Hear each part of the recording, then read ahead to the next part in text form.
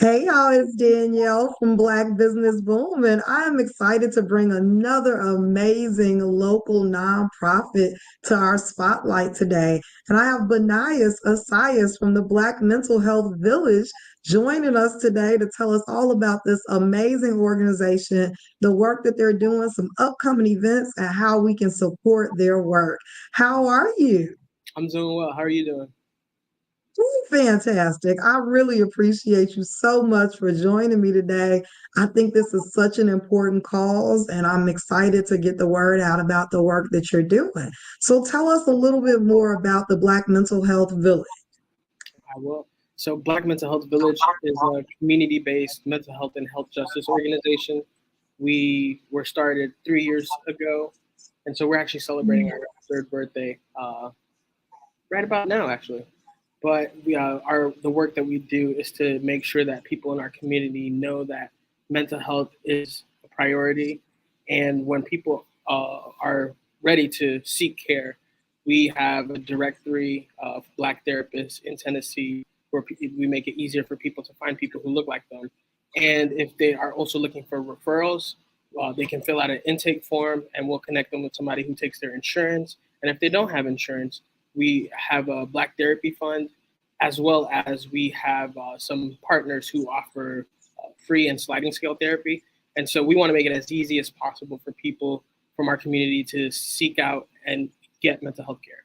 And so that is some of the work that we do, but we also do a lot of community engagement and breaking the stigma around mental health and providing additional resources to different demographics.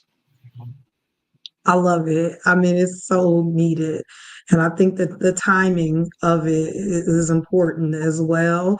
We are starting to hear a lot about breaking the stigma. And I mean, myself and others around me have started therapy in the last 3 to 4 years because it's just been a lot going on.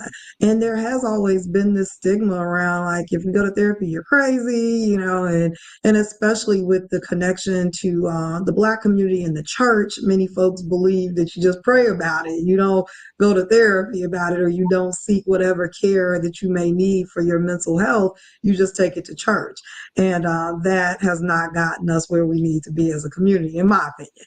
But what sparked the decision to launch the organization 3 years ago? So I was a student, at,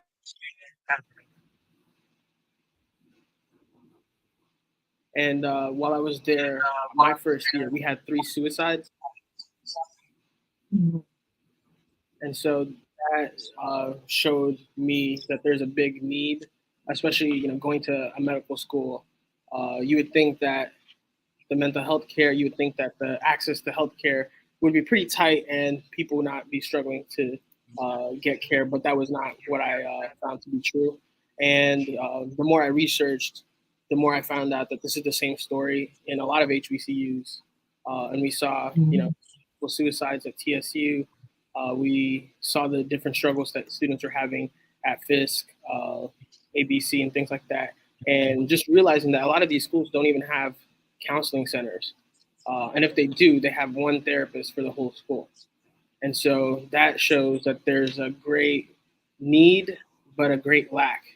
The way I really think about, the way we value Black bodies in America, we don't value Black bodies, right? We devalue Black bodies, or the only time that we value Black bodies are when they're laboring and, creating capital for you.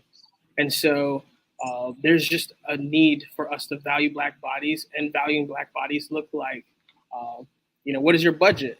How does your budget reflect your commitment to, that community? Mhm. So it became an issue of, how can we get more people who claim to be about Black people and Black health, Black mental health. How can we make sure that they're also reflecting that commitment through their budget?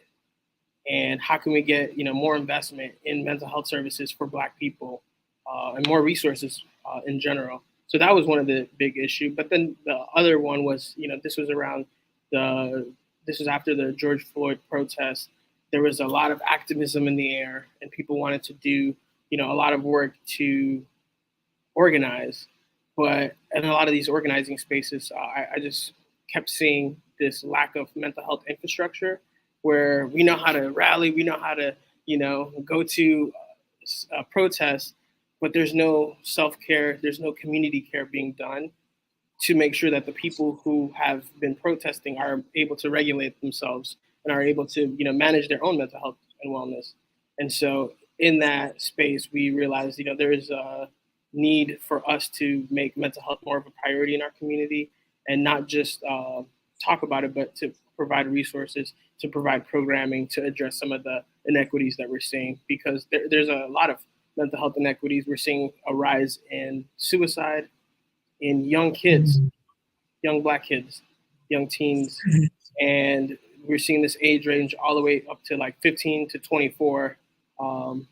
The increase in suicide rate, and so there's clearly a need for us to talk about mental health, to talk about mental illness, to talk about our struggles, and more so, we need resources. We need more safe spaces where we can have these kinds of discussions without the fear of ridicule or without the fear of judgment. And so, that's some of the work that we're trying to do. And we want to get as many people involved in this process. I love it. I love it. Yeah. Like I said, the last few years, it's been heavy. And I mean, I think that we're going into another time, or we're in another time of heaviness with this political landscape, with the socio-political landscape that we're living in right now, with the dismantling of DEI, with all these things. And many of us are just trying to push through every day. There are economic issues that we're dealing with. There's just so much. And we've been taught to just keep on pushing, keep on going. And we do that until we cannot. And then we do that until our body literally breaks down from the stress that we're experiencing. So I truly appreciate the mission of what you're doing, as well as, like I said, the timeliness of it and providing these resources to our community. What are some of the challenges that you've experienced over the last few years with launching the organization? So the challenges, I would say, relate to funding for sure.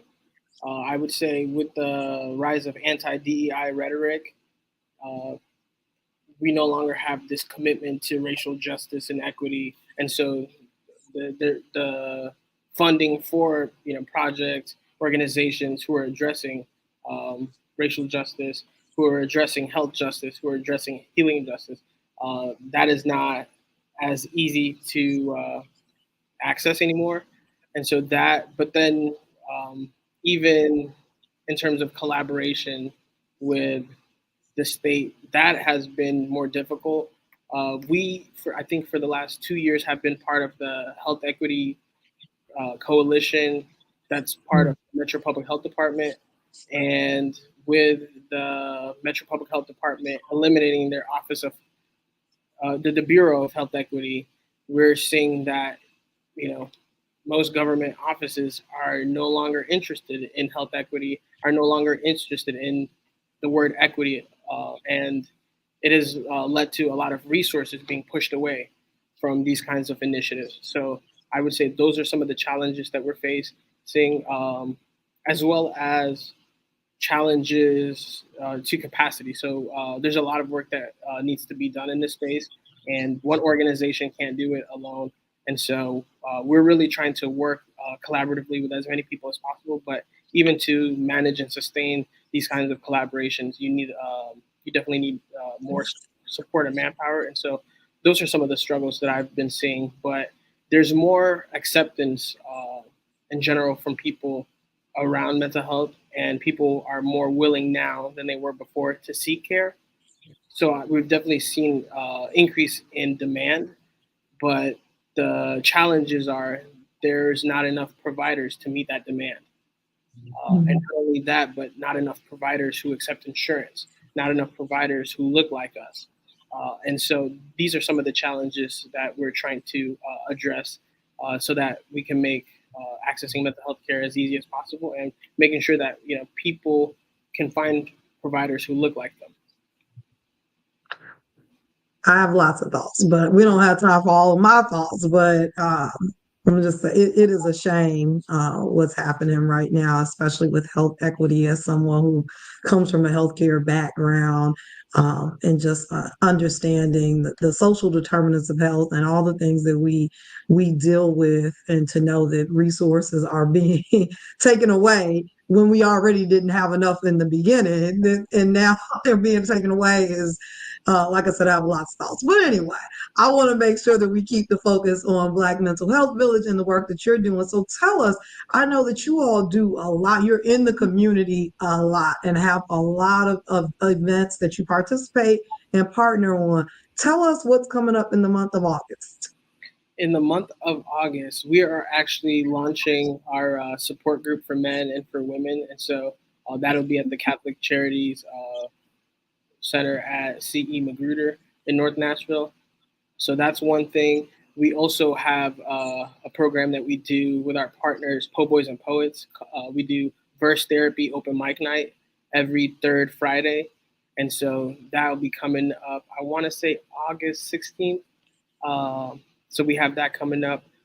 We also have, we help incubate an organization that's a program that's now its own organization called Nana Circle, which is a program for elders who are raising grandchildren.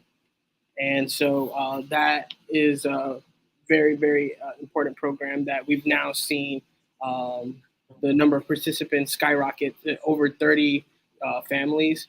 And so there are a lot of grandparents raising grandchildren looking for support. And so we have, we provide respite for the grandparents. And so the 24th, we have that. And then the 31st is the regular meeting time for Nana Circle, so the elders get to meet. And so, yeah, we have a lot of events coming up, but I can't name all of them at the top of my head. You'll have to go to our website, bmhv.org. No, and so that's where I was going next. Tell folks how they can find out about your upcoming events, how they can follow you on social media, and if they need some support, how they're able to do that. Absolutely, absolutely. So we offer different services, but if you're looking for support and you want to if you want to find a therapist, there's our website, bmhv.org/find-a-therapist. And you can browse through the directory. But if you want us to connect you with somebody, then you can go to bmhv.org/get-help, and there'll be an intake form that you put in, put your insurance, or if you don't have insurance, all the specifics, and we'll connect you directly with somebody who's able to provide care to you.